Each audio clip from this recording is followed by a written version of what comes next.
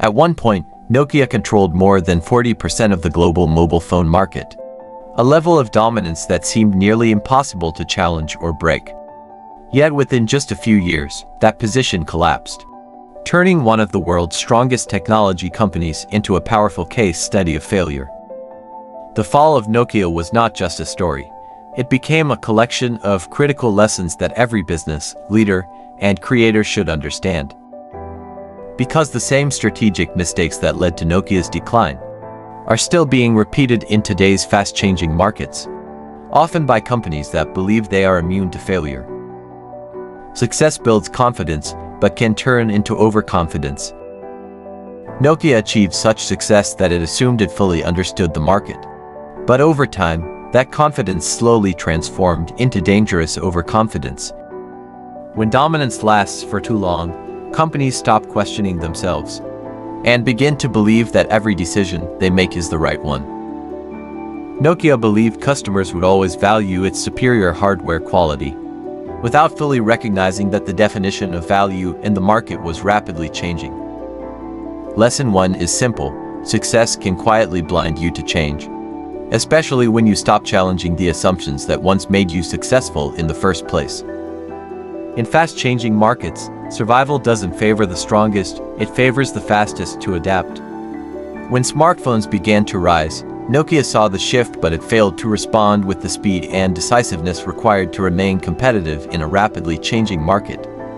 Instead of leading this transition, Nokia hesitated, focusing on protecting its existing products rather than fully committing to the new technological direction. Meanwhile, Apple and Google aggressively pushed forward, introducing new ideas, platforms, and ecosystems that quickly reshaped the entire industry. The lesson here is clear: in technology, adapting too late is often no different from not adapting at all, especially in markets that evolve at an unprecedented pace.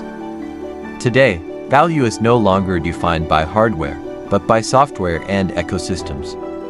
Nokia built incredible hardware, but it underestimated the importance of software and user experience in the smartphone era. Over time, consumers shifted toward apps, interfaces, and ecosystems, prioritizing software experiences over durability and physical design. Platforms like Android and iOS created complete digital environments, while Nokia remained largely focused on the devices themselves. The lesson is clear: in modern technology, software and ecosystems consistently outperform hardware alone, shaping long-term success.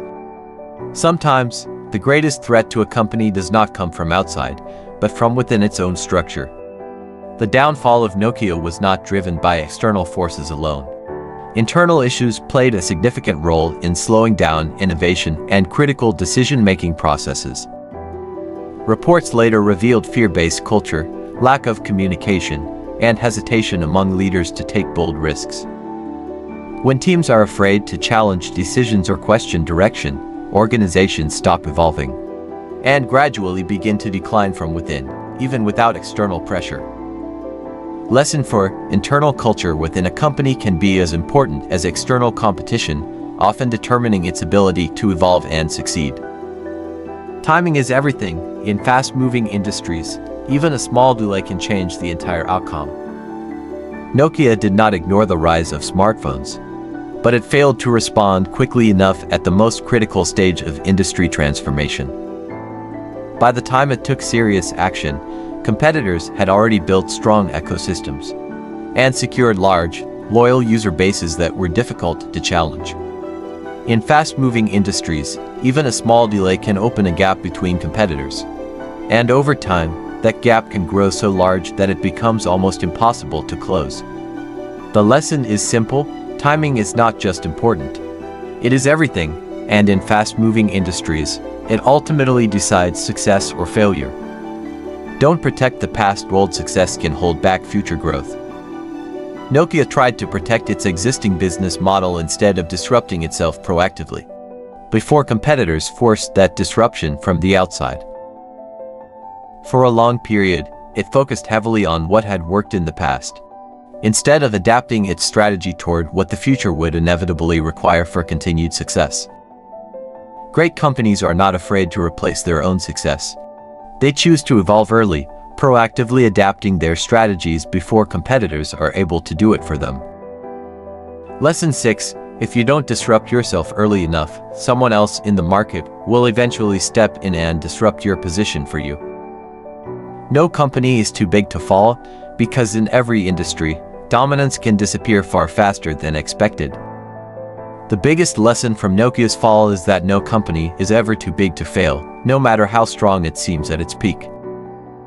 Markets change, technology evolves, and user behavior shifts continuously, often much faster than most companies are prepared to respond to. Survival does not depend on size, it depends on the ability to continuously adapt, evolve with changing markets, and consistently reinvent the way a company operates over time.